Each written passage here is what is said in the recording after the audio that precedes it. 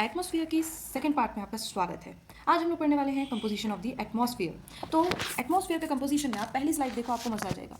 Atmosphere एक mixture है different different gases का, प्लस देखो सिर्फ गैसेस ही गैसेस नहीं है, इसमें क्या है, वाटर वेपर है, मतलब कि वाटर का गैसियस फॉर्म है, प्लस गैसेस के अलावा इसमें डस्ट पार्टिकल्स भी हैं।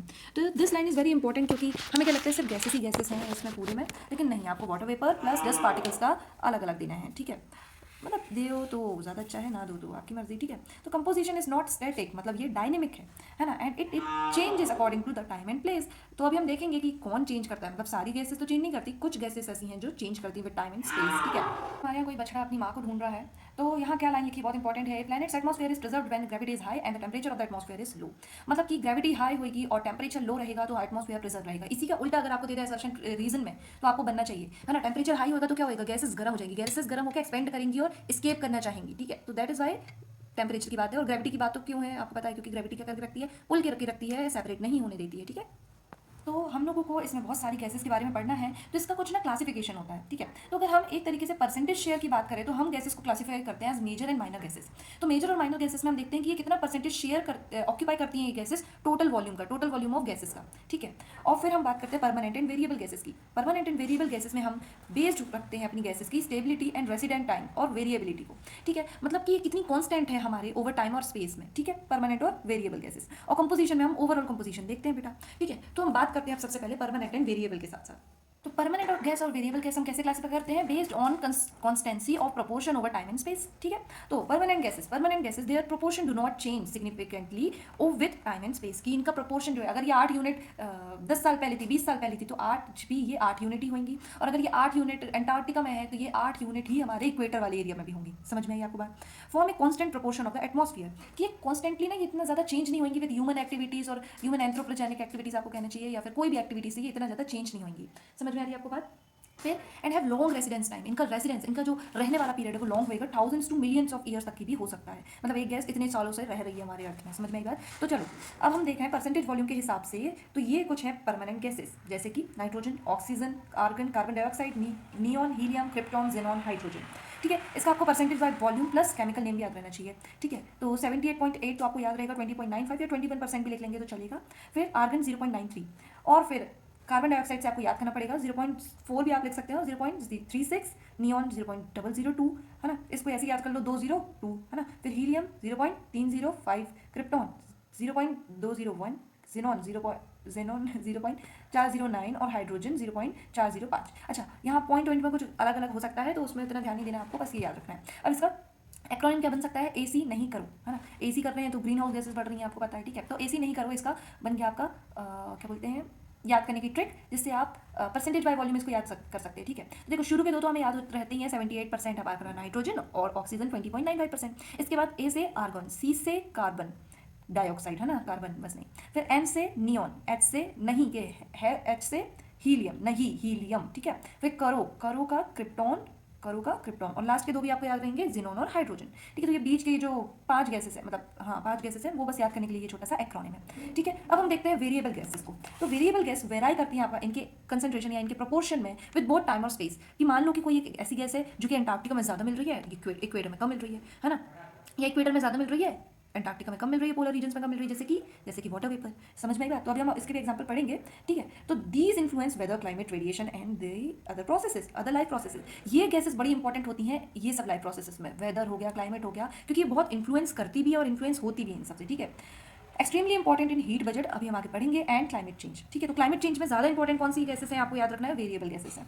फिर cloud formation, precipitation, scattering of sunlight वगैरह सारी ये सब चीज़ें, ग्रीन हाउस गैस इफेक्ट, सारी चीज़ों के लिए रिस्पॉन्सिबल है ये वेरिएबल गैसेस। अगर आप इनका नाम पढ़ें तो आएगा वाटर वेपर, H2O 0.25 से 4% तक की हो सकता है ये, ठीक है। फिर CO2 0.038, देखो मैंने वही बोला, यहाँ पे कुछ लिखा है, वहाँ पे 19-20 का फर्क चलेगा, ठीक है। ओजोन 0.404, मीथेन CH4 0.3017, ठीक है। और एरोसोल, स्मोक वगैरह, पोलेंस वगैरह 0.00001 से भी कम है, लेकिन तब भी देखो आप कितने खतरनाक है। तो मतलब ये वेरिएबल गैसेस बहुत ही ज़्यादा खतरनाक होती हैं, ये बात आपको ध्यान रखना है। तो याद रखना, permanent gases based on constancy of proportion over time and space, major permanent versus variable, ठीक है। और major versus minor based on quantity, percentage by volume, ठीक है। अब देखो मेजर और माइनर देखेंगे। अब हम देखो मेजर गैसेस आपके कितना परसेंट बना रही है एटमॉस्फेयर का? 99.96%। और तीन मेजर गैसेस हैं, नाइट्रोजन जो कि आपका 78%, 78.8 मान लें, ऑक्सीजन जो कि आपका 20.95 मान लें, और आपका आर्गन मान लें, आप कितना था आर्गन 0.93, मतलब 1% भी मान लें, तो ये सारी तीन गैसेस मिलकर आपको बना देंगी 99.96% आपके एटमॉस्फेयर का, विच इज मतलब इनसेन भाई। ये तीन गैसेस मिलकर 99 बना रही है, और बाकी की ये जो गैसेस हैं ये कॉन्स्टिट्यूट कर रही है आपका less than 1% of the atmosphere. लेकिन इन्हीं की वजह से तबाही मची है। Green house gases, nitrogen, oxygen या आर्गन नहीं, ये सारी गैसेस हैं। आर्गन तो बहुत नोबल गैस है, मतलब इट इज अनरिएक्टिव, लेकिन देखो ये सारी गैसेस क्या तबाही मचा रही है, जबकि 1% से भी कम है। इसलिए ना, क्योंकि इनका क्या बढ़ रहा है, कंसंट्रेशन इनका बढ़ रहा है, हमें बढ़ाना नहीं है, समझ में। तो अब हम चालू करने वाले हैं नया टॉपिक, जिसमें हम समझेंगे ये जो गैसेस हमने पढ़ी, परमानेंट, मेजर, माइनर वगैरह वगैरह, इनके रोल क्या है। क्योंकि रोल बिना जाने आपको पता ही, आपको समझ में नहीं आएगा ना कि भाई नाइट्रोजन इतना सारा क्यों है 78%, जबकि नाइट्रोजन का तो हमें ऐसा विजिबल यूज ही नहीं समझ में आता। ऑक्सीजन का तो फिर भी विजिबल है, डायरेक्टली विजिबल है कि हम भाई रेस्पिरेशन कर रहे हैं, है ना, ये सब वो सब फलाना ढिमकाना। लेकिन नाइट्रोजन इतना क्यों, और सबसे ज़्यादा क्यों? तो देखो, सबसे पहली बात हम करते हैं नाइट्रोजन की। तो नाइट्रोजन सबसे ज़्यादा है 78.8, मतलब 78% से भी ज़्यादा, और it enters the atmosphere through various natural processes, जैसे कि decay and burning of organic matter, volcanic eruptions, जो कि पहली बार आया था, याद रखना, एवोल्यूशन ऑफ एटमॉस्फेयर में, फिर and the chemical decomposition of certain rocks, मतलब वेदरिंग के थ्रू ये निकलती है। पेज नंबर 79 बुक से पढ़ रही हूँ मैं, ठीक है, बाद में अभी हम नोट्स से भी पढ़ेंगे।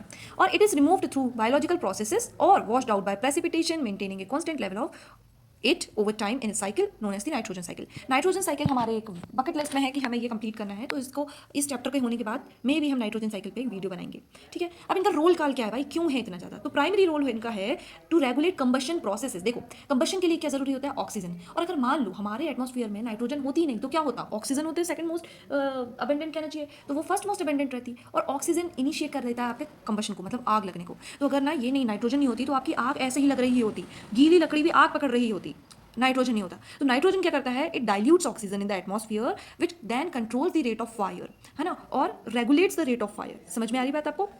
एडिशनली और क्या है, मतलब एक बात आपका फायर से रिलेटेड है, दूसरा आपसे रिलेटेड है, लिविंग ऑर्गेनिज्म से रिलेटेड है, ठीक है। It is vital for all living organisms, क्योंकि ये क्रूशियल कंपोनेंट हमारे एसिड्स का, अमीनो एसिड्स, प्रोटीन्स है, न्यूक्लिक एसिड। और प्रोटीन्स हमें क्यों जरूरी होते हैं? प्रोटीन्स हमें जरूरी होते हैं हमारे ग्रोथ और रिप्रोडक्शन के लिए, ठीक है।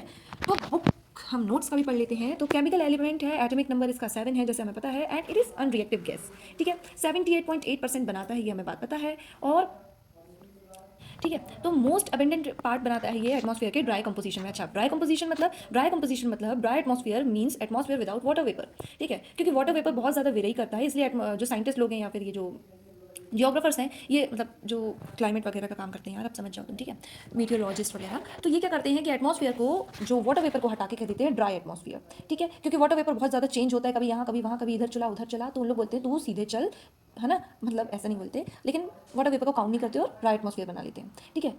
तो यूनिफॉर्म कंपैरिजन के लिए ऐसा करते हैं, ठीक है, क्योंकि भाई धरती बहुत बड़ी है, साइंटिस्ट यहाँ भी बैठे हैं वहाँ भी बैठे हैं, वाटर वेपर को काउंट करने लगे तब तो हो ही गया, ठीक है, इसलिए ड्राई कंपोजिशन बोल देते हैं। चलो, at the earth surface nitrogen slows down the rate of burning and dilutes oxygen. And dilutes oxygen नहीं, आपको कहना चाहिए बाय डाइल्यूटिंग ऑक्सीजन, ठीक है, क्योंकि प्योर O2 नहीं है हमारे एटमॉस्फेयर में, कैसी है? मिक्स्ड है विथ नाइट्रोजन। तो बर्निंग कैसे हो जाती है? कंट्रोल प्लस स्लोअर हो जाती है, क्योंकि नाइट्रोजन क्या है? केमिकली अनरिएक्टिव गैस है, दैट्स वाई, है ना, हमने पढ़ा कि अनरिएक्टिव गैस क्यों होना जरूरी है, and it does not support combustion, ठीक है, एब्जॉर्ब्स हीट ड्यूरिंग बर्निंग, है ना, इसलिए इफेक्टिविटी ऑफ O2 कम हो जाती है ड्यूरिंग कंबशन, तो fuel gets less O2 due to high concentration of nitrogen, ठीक है, और temperature rises more slowly as there's no enough of O2 the fuel is getting, है ना, so thus burning rates slows down। और living things requires nitrogen to synthesize proteins। समझ में आई आपको बात? न्यूक्लिक एसिड और अदर वाइटल बायोमोलिक्यूल्स नेसेसरी होते हैं, जो कि ग्रोथ और रिप्रोडक्शन के लिए और अदर लाइफ प्रोसेसेस के लिए वो देखो, प्रोटीन्स किससे बनते हैं? अमीनो एसिड्स, और अमीनो एसिड्स की चेन से, है ना, और अमीनो एसिड कंटेन करते हैं नाइट्रोजन को। और प्रोटीन किसकी जरूरत है? किस लिए जरूरी है? ग्रोथ, रिपेयर, एंजाइम्स, हार्मोन्स वगैरह। डीएनए आरएनए में नाइट्रोजनियस बेसिस होते हैं, जो कि डीएनए आरएनए हमारे सेल डिवीजन में, इनहेरिटेंस, रिप्रोडक्शन में काम करते हैं। क्लोरोफिल में भी नाइट्रोजन होता है, जो कि प्लांट के लिए जरूरी है। तो देखो, प्लांट्स और ऑर्गेनिजम्स आप देखें, सबके लिए नाइट्रोजन का बहुत बड़ा रोल है, ठीक है। तो ऑक्सीजन की बात करते हैं। देखो, मेजर गैसेस में 3 गैसेस हैं, नाइट्रोजन, ऑक्सीजन और आर्गन, जो कि 99.96% बनाते हैं हमारे टोटल वॉल्यूम का। नाइट्रोजन और आर्गन अनरिएक्टिव गैसेस है, लेकिन ऑक्सीजन एक रिएक्टिव गैस है, ठीक है। ये ट्रांसपेरेंट है, सेंटलेस है, लेकिन रिएक्टिव है। ये बनी किससे है? Mainly it is formed by photosynthesis in plants, ठीक है, वल्केनिज्म से नहीं बनी थी। फिर it is very important as it supports various life forms in earth, ठीक है, चाहे वो लिविंग बींग्स हो, मतलब लिविंग बींग्स में ऑर्गेनिजम्स हो, मतलब एनिमल्स हों या ह्यूमन बींग्स हो। फिर ये कंबशन के लिए भी it is very important. Atomic number क्या है इसका? 8 है। Life sustaining component of the air इसे कहते हैं, क्योंकि ये रेस्पिरेशन में काम आता है और रेस्पिरेशन ही हमारे लिए मोस्ट इंपॉर्टेंट है। ठीक है, नेसेसरी फॉर बर्निंग, कंबशन के लिए है ना 21%। Most of the O2 on earth is produced by, अच्छा अभी सबसे ज़्यादा O2 किससे प्रोड्यूस होता है? रेन फॉरेस्ट से? अमेजन? नहीं, ये होता है माइक्रोस्कोपिक ऑर्गेनिजम्स द्वारा, जिन्हें हम कहते हैं फाइटोप्लैंक्टन। अच्छा, ये फाइटोप्लैंक्टन कहाँ मिलते हैं? अंटार्कटिका में? नहीं तो अमेजोन रेन फॉरेस्ट नहीं, कॉन्गो रेन फॉरेस्ट, किसी भी रेन फॉरेस्ट में नहीं, क्योंकि ये जंगल में मिलते ही नहीं है। ये मिलते हैं आपको ओशियंस में, because they are microscopic marine plants and algae. ठीक है, और ये प्रोड्यूस करते हैं about 50 to 70% of earth's O2। That's why 50 to 70% of earth's O2 comes from oceans, not forest. So it was a kind of trivial for me when I first read it, so that is why I'm telling you this fact with a lot more of enthusiasm. Okay, now the turn of third most important gas or third major gas, that is argon.